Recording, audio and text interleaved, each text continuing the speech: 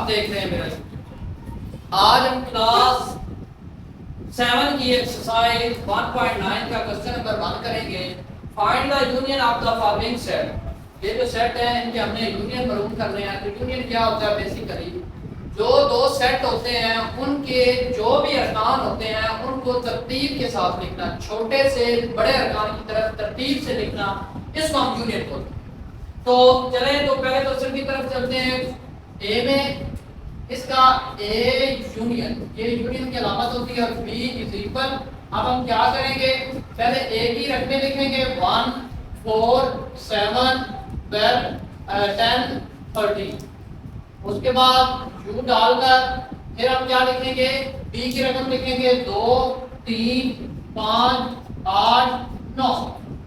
ये हो गया। अब मेरा बेटा हम ऐसे करेंगे ए यूनियन बी। उसके बाद हम क्या करेंगे?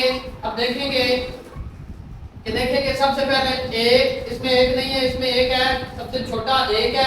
उसके बाद सबसे छोटा 2 है, उसके बाद सबसे छोटा 3 है, उसके बाद 4 आ गया, उसके बाद 5 इधर है, 6 दोनों में नहीं है, 7 इधर है, ये आ गया, 8 इधर है, ये आ गया, 9 इधर है, ये आ गया, 10 इधर है, ये आ गया, बाकी फिर आगे 13 है।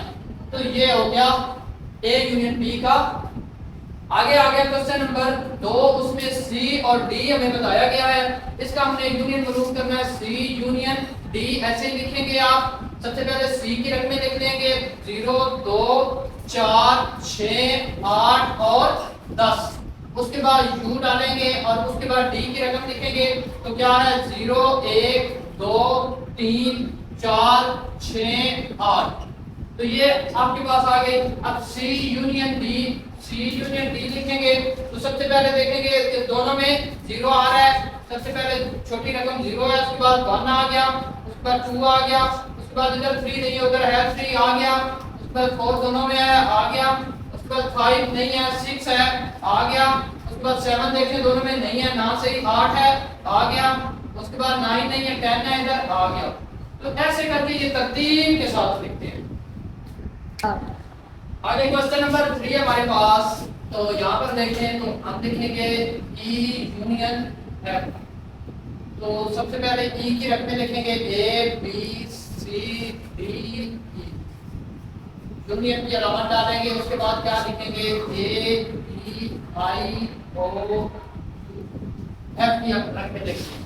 फिर इधर लिखेंगे A union E union F equal आ गया। अब देखें तो दोनों में सबसे पहले ए आता है, उसके बाद बी आएगा, उसके बाद सी आएगा, उसके बाद डी आएगा, डी के बाद ई आएगा, ई के बाद एफ जी एच आई आ गया, आगे ओ आ गया, आगे यू आ गया।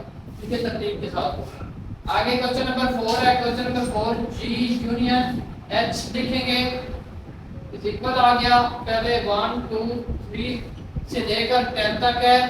उसके बाद यूनियन आ गया और इधर है हमारे पास 0 1 2 3 4 आगे 6 8 9 10 तक। तो अब मेरा बेटा देखें तो जी यूनियन एच जो है वो इज इक्वल आएगा। देखें 0 है 0 1 आगे 2 आगे 3, ये 1 से लेकर 10 तक है और ये 0 से लेकर सिर्फ इसमें 5 नहीं है, बाकी ये 10 तक है। तो ये ऐसे 10 तक। ये हमारा आंसर है। क्वेश्चन नंबर 2 है हमारे पास। Find the intersection of the following. तो इंटरसेक्शन को सबसे पहले हम डिफाइन करते हैं कि इंटरसेक्शन क्या होता है। ये वैल्यू जो है एस की वैल्यू और पी की वैल्यू है, दोनों के अंदर जो कॉमन लफ्ज होते हैं, जो कॉमन एलिमेंट होते हैं, उनको हम इंटरसेक्शन करते हैं। ठीक है, तो अब हम पहला क्वेश्चन सॉल्व करेंगे। तो एस इंटरसेक्शन की अलामत ये होती है डी। इसको डालेंगे और उसके बाद सबसे पहले हम एस की एलिमेंट लिख देंगे। उसके बाद हम इंटरसेक्शन की अलामत डालेंगे और फिर हम टी के अरकान लिख देंगे। अब आगे हैं तो आएगा S intersection T is equal, हमारे पास क्या आएगा? अब हम देखते हैं एस दोनों में नहीं है, टी इधर भी है उधर भी है, एक टी लिख देंगे, यू इधर है उधर नहीं है, डी इधर है उधर नहीं है, ई इधर है उधर भी है लिख देंगे, एन है उधर नहीं, पी, बस बात खत्म। तो ये हमारे पास इंटरसेक्शन की हुआ, ये इधर भी था, इधर भी, इधर भी, इधर भी। तो उसके बाद आगे हमारे पास u है, u इंटरसेक्शन v आ गया, इक्वल आ गया 0 -1 -2 -3 आ गया, और इंटरसेक्शन की अलामत आ गया। उसके बाद 0 आ गया, 1 आ गया, 2 आ गया और 3 आ गया। अब देखें तो u intersection v is equal किसके बराबर हो गया, इधर भी देखें 0 है और इधर भी 0 है, तो 0 आ गया। उसके अलावा देखें इधर -1 है उधर 1 है, इधर -2 है उधर 2 है, इधर -3 है उधर 3 है। तो ये एक दूसरे के बराबर नहीं है, सिर्फ 0 एक ऐसा एलिमेंट था जो दोनों एक दूसरे के बराबर थे। क्वेश्चन नंबर 3 है हमारे पास इंटरसेक्शन W इंटरसेक्शन आएगा x इक्वल, हम क्या करेंगे सबसे पहले W की रकमें लिखेंगे 2 3 5 7 11 13, इंटरसेक्शन की अलामत डालेंगे, फिर हम लिखेंगे 0 2 4 6 8 9 और 10। तो W इंटरसेक्शन x, अब हम देखें इसमें 2 है उधर 2 है लिख दिया। उसके बाद 3 है उधर नहीं है, 5 इधर है उधर नहीं है, 7 इधर है उधर नहीं है, 11 इधर है उधर नहीं है, 13 इधर है उधर नहीं है, सिर्फ 2 था। तो ये वाला। उसके बाद आगे चले तो y इंटरसेक्शन z, तो y की हम सबसे पहले वैल्यूज लिखेंगे, इंटरसेक्शन, उसके बाद z की वैल्यू, ये आगे चलता जा रहा है, ये रुक नहीं रहा। तो देखिए 0 किसमें है, उसमें है y इंटरसेक्शन z इक्वल 0। उसके बाद ये चलता जा रहा है, ये नहीं रुक रहा, ये 5 है उधर भी 5, यहाँ 10 है उधर भी 10, यहाँ 15 है उधर भी 15, यहाँ 20 है उधर भी 20। इसके बाद ये रुक गया, वो नहीं रुक रहा। तो ये ही हमारा आंसर है। क्वेश्चन नंबर 3 है हमारे पास, n नेचुरल नंबर होते हैं और ये कहां से शुरू होते हैं, 1 से, 1 2 3 से लेकर आगे चलते जा रहे हैं। और w ये होल नंबर होते हैं और होल नंबर हमेशा 0 से शुरू होता है, 0 1 2 3 से आगे। अब देन फाइंड नेचुरल नंबर, आगे क्या है, union whole number and natural number intersection whole number. तो ये दो क्वेश्चन हमें दिए गए हैं, जो हमने यूनियन और इंटरसेक्शन पीछे किया है वही है। तो सबसे पहले हम n यूनियन w क्या करेंगे, नेचुरल नंबर लिखेंगे 1 2 3 और ये आगे जा रहे हैं, आगे यूनियन की अलामत डालेंगे, उसके बाद 0 1 2 3 और ये आगे जा रहा है। तो अब देखिए तो n union w is equal किसके बराबर होगा, तो ये 0 सबसे पहले आएगा, उसके बाद 1 2 3 1 2 3 ये आगे चलता जाएगा। तो ये इज इक्वल किसके बराबर हो गया, w होल नंबर के, मतलब ये होल नंबर है सारे और ये होल नंबर के बराबर हो गया। अब क्वेश्चन नंबर 2 है हमारे पास इसमें कि n natural number intersection w whole number. अब हम लिखेंगे नेचुरल नंबर 1 2 3 इज इक्वल, आ गया आगे इंटरसेक्शन की अलामत आ गया, उसके बाद 0 1 2 3 आ गया हमारे पास और आगे ये चलता जा रहा है। तो अब देखें n intersection w is equal, देखें यहाँ पर 0 यहाँ पर 0 नहीं है और यहाँ पर 1 है वहां पर भी 1 है, यहाँ पर 2 वहां पर भी 2, यहाँ पर 3 वहां पर भी 3 और ये आगे चलता जा रहा है। और नेचुरल नंबर हमेशा 1 से शुरू होता है, तो ये इज इक्वल किसके बराबर होगा, n के। क्वेश्चन नंबर 4 है हमारे पास, इफ e इज इक्वल 0 2 4 से आगे एंड o 1 3 5, देन फाइंड, हमने क्या मालूम करना है, e union o is equal 2 4 आगे ये चलता जा रहा है, उसके बाद यूनियन की अलामत डालेंगे, उसके बाद 1 3 5 आगे ये चलता जा रहा है। अब देखें e यूनियन o अब देखें यहां से 0 आया, वहां से 1 आया, यहां से 2 आया, वहां से 3 आया और ये ऐसे ऐसे करके चलता जा रहा है। तो ये कौन सा होता है? ये होता है जो 0 से 1 2 3 चले, वो हमारा होल नंबर होता है। वो कौन सा होता है? Whole number. अब क्वेश्चन 2 है उसके पास E इंटरसेक्शन O। तो E की रकम लिखेंगे 2 4 और आगे ये चलती जा रही है। उसके बाद इंटरसेक्शन की अलामत डालेंगे। उसके बाद 1 3 और 5 ये भी आगे चलता जा रहा है। अब E intersection O is equal किसके बराबर होगा? यहाँ 0 है, वहां 0 नहीं है, यहाँ 2 है, वहां 2 नहीं है, यहाँ 4 है, वहां 4 नहीं है। तो ये इस तरह से ये इवन है और ये ओड है। तो ये एक दूसरे के मुखालिफ ही होंगे, एक दूसरे के जैसे नहीं होंगे। तो ये खाली सेट आएगा। इसको इस तरह भी कर सकते हैं और 5 लेकर ऐसे भी कर सकते हैं।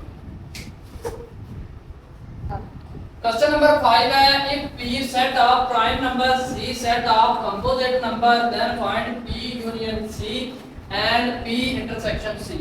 तो सबसे पहले हम set of prime number P मालूम करेंगे। तो ये जो प्राइम नंबर होते हैं ऐसे नंबर होता है, ऐसे जो अपने टेबल पर और एक के टेबल पर जाए। तो 2 है, 3 है, 5 है, 7 है, उसके बाद आगे 9, 3 के टेबल पर भी अपने टेबल पर 9 नहीं है, 11 है और ये आगे इस तरह चलते जा रहे हैं। और आगे C आ गया कंपोजिट नंबर।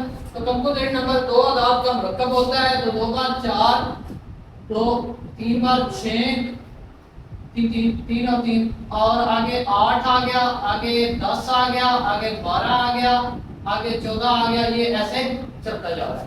ये कंपोजिट नंबर आ गया, ये प्राइम नंबर आ गया और ये कंपोजिट नंबर आ गया। अब हमारे पास क्वेश्चन है हमारे P यूनियन C, मतलब prime number union composite number. तो प्राइम नंबर सबसे पहले हम लिखेंगे 2 3 5 7 11, ये आगे चलते जा रहे हैं। इसी तरह इधर लिखेंगे हम C 1 4 6 8 15 10 12 14 आगे ये भी चलता जा रहा है।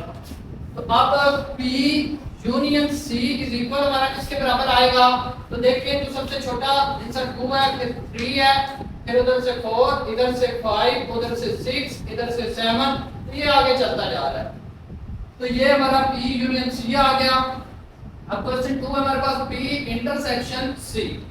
तो सबसे पहले हम P की रकम लिखेंगे 2 3 5 7 11 आगे चलता जा रहा है और इंटरसेक्शन की अलामत डालेंगे। उसके बाद हम आगे लिखेंगे कंपोजिट नंबर 4 6 8 10 12 आगे 14 और ये भी चलता जा रहा है। तो आप देखें तो P इंटरसेक्शन C, इंटरसेक्शन का मतलब ये होता है कि P के इसके अरकान उसके अंदर जो दोनों तरफ एक जैसे अरकान हो उनको हम लिखते हैं। तो देखें ये जो प्राइम नंबर है वो कंपोजिट का अपोजिट है। तो जो प्राइम नंबर प्राइम के अंदर नंबर होंगे वो कंपोजिट के अंदर नंबर नहीं आएंगे। तो इसलिए ये इधर 5 खाली सेट होगा इस तरह करके। इन दोनों में से कोई एक अलामत लगा। क्वेश्चन नंबर 6 है हमारे पास। ये u की आगे रकम है x की, y की, z की और क्वेश्चन नंबर 1 है हमारे पास x का कंप्लीमेंट। ये जो ऊपर अलामत होती है ये कंप्लीमेंट की अलामत होती है। अब आपने क्या करना है, u में से x को माइनस करना है। इस कंप्लीमेंट का मतलब ये होता है u माइनस x। ठीक है, अब u में से हमने किसको माइनस करना है? x को। यहाँ सबसे पहले हम u की रकम लिखेंगे 1 2 3 से लेकर 10 तक है और माइनस की अलामत डालेंगे। x की रकम लिखेंगे, x की रकम ये है 0 3 6 और 9। आप देखें तो u minus x is equal हमारे पास आएगा। देखें ये 3 इस 3 से खत्म, 6 इधर है, इधर वाला भी 6 खत्म, 9 इधर है, इधर वाला 9 भी खत्म। बाकी जो इधर अलामा रखने रह जाएंगी वो आपने लिख देंगे। यहाँ पर 1 रह गया, यहाँ पर 2 रह गया, 3 खत्म हुआ, 4 आ गया, 5 आ गया, 6 खत्म हो गया, 7 8 9 खत्म हो गया और 10, तो ये हमारा x का कॉम्प्लीमेंट आ गया। इस तरह कॉम्प्लीमेंट बनती करते हैं। अब क्वेश्चन नंबर 2 है y का कॉम्प्लीमेंट, तो हम लिखेंगे u minus y is equal, अब सबसे पहले u की रकम लिखेंगे 1 2 3 से लेकर 10 तक और माइनस y की रकम हमारे पास क्या है 0 4 और 8।